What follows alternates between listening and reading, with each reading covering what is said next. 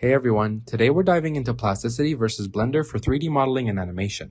Let's break down each tool, then compare them to see what's best for your needs.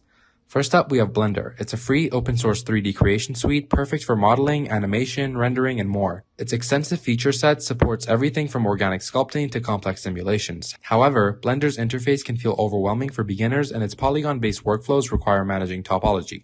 Next, we have Plasticity. This is a paid CAD-inspired 3D modeling tool costing around $150 for an indie license. It uses NURBS-based modeling, making hard surface designs smooth and precise without worrying about polygon topology. Its sleek UI is beginner-friendly, but it's less versatile, focusing mainly on modeling for concept art and 3D printing. So, how do they stack up? Blender is the go-to for versatility. It's free, handles organic and animated projects, and has a huge community.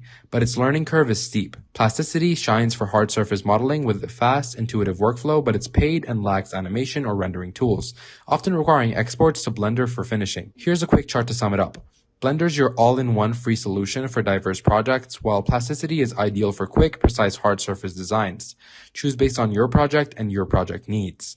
Which one's your pick? Drop a comment below and subscribe for more 3D tool breakdowns. Thanks for watching, and I'll see you in the next one.